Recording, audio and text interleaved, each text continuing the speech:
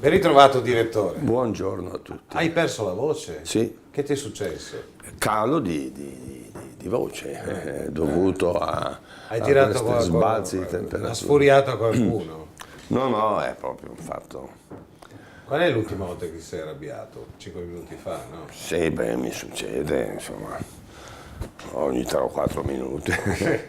Senti, oggi difendi Vespa Sì. per la questione del tetto agli stipendi. Si è detto, mettiamo un tetto agli stipendi RAI di 240.000 euro se non sbaglio. Vespa, che è abituato a guadagnare 4 volte tanto, Sì, mi pare anche giusto perché Vespa è un fuoriclasse dal punto di vista televisivo, può piacere o non piacere, però fa ascolti sempre alti, il suo programma dura da oltre 20 anni ed è sempre in vetta alle classifiche dei talk show e quindi non si capisce perché debba guadagnare come uno scalzacani qualsiasi. E quindi è chiaro che il tetto può essere imposto, che so io, ai manager pubblici, ma una televisione che deve stare sul mercato, che non è servizio pubblico peraltro, no? Perché è in concorrenza con le altre emittenti e oltretutto propone una programmazione che non è esattamente da servizio pubblico ma da emittente normale, non può ignorare le regole di mercato. Le regole di mercato sono che non tutti hanno la stessa retribuzione, insomma la natura non è democratica, no? Fa quelli bravi e quelli meno bravi e i più bravi sono più pagati, come avviene nel calcio, no? Voglio dire, non puoi fare un tetto ai calciatori, è assurdo. e tu parli di invidia sociale.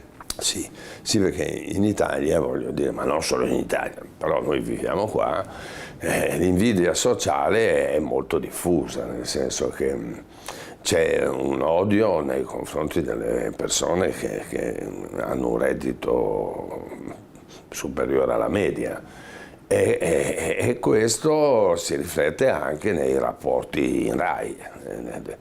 E si è visto come questa storia del tetto non possa reggere. Che è una cosa... Fazio, a me per esempio Fazio non è simpatico, Non neanche a me. no, tutt'altro, però non solo fa gli ascolti ma fa da traino pubblicitario notevole, allora insomma, è normale che si faccia pagare. Ecco, però per esempio, no? Come gliela spieghi alla gente che dice oh che brutto, questi guadagnano tutti questi soldi qua, non ci vuole il tetto. A parte che se ne vanno tutti dall'altra parte impoveriscono la RAI, dall'altra parte abbassano, distruggono il mercato e nessuno li Ah beh, ma dopo bisogna adattarsi anche a queste storture, quindi può anche darsi che succeda quello, ma a partire dal principio che tutti debbano guadagnare la stessa cifra è assolutamente ridicolo, è fuori dalla logica umana, oltre che alla logica di mercato. Il mercato dice che ci sono prodotti che valgono tanto, prodotti che valgono meno. quindi E li una paghi. persona è diversa dall'altra, È normale, la gente non è cretina, sa benissimo che un divo dalla TV è chiaro che guadagna di più di un impiegato comunale. Ti ha telefonato Vespa per ringraziarti di questa tua Anche se, anche se mi avesse telefonato avendo io il telefonino spento, anzi no, fammi vedere perché magari... Vediamo se l'hai spento. Quante telefonate ricevi al giorno su quel numero segretissimo? Ma diciamo che ne ricevo un bel po', però non ne ho mai contate, insomma, vediamo un po' qui di spegnere sta baracca, non so neanche capace. Ah, ecco, sì, fatto. Figurati, fai finta di essere No, perché allergico, questi sono... Fai finta di essere allergico alle tecnologie. Guarda, io per molti anni ho avuto il Nokia col quale mi trovavo benissimo. Era Poi il durava Nokia, un sacco. il Nokia non lo fanno più, non fanno più i Nokia come quelli di una volta. E ho dovuto ripiegare su questi che sono veramente delle baracche pazzesche. Quanto ti dura la carica? Beh, tutta la giornata, sì. Allora ricevi pochissime telefonate. Sì, no. Senti, i terroristi non ci colpiscono per gratitudine, firma questo pezzo Farina che dice che in buona sostanza l'Italia fa comodo ai terroristi, quindi ci lasciano in pace. E anche perché è una via di passaggio, nel senso che attraversano l'Italia e poi vanno in tutta Europa con il loro comodo, eccetera.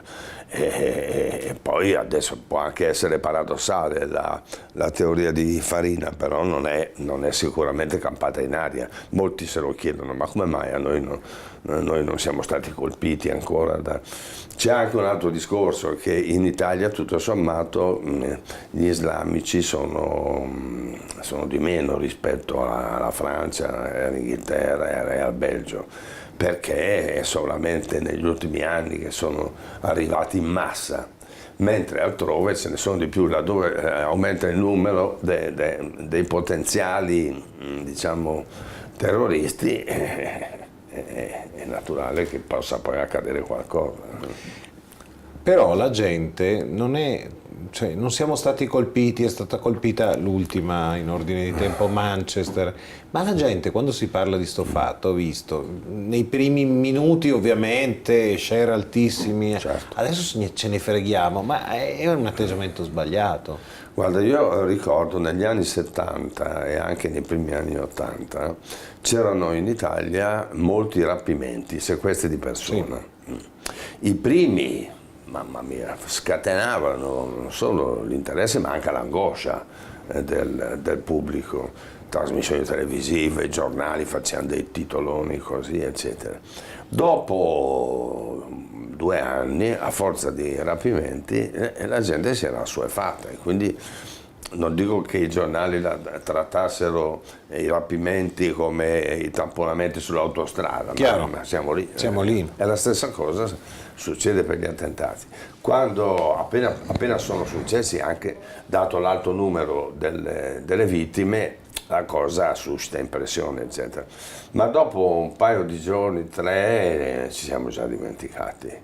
E poi fra l'altro sono tutti uguali questi attentati, no? Quelli in Francia, e purtroppo rischiamo di abituarci.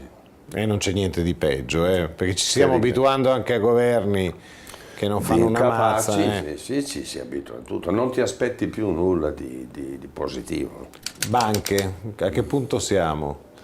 Beh, insomma, quando si è trattato di salvare la banca gestita dagli ex comunisti, cioè il Monte dei Paschi di Siena, ci hanno messo 10 minuti ad approvare una legge che prevede il versamento di 8 miliardi a questo istituto di credito.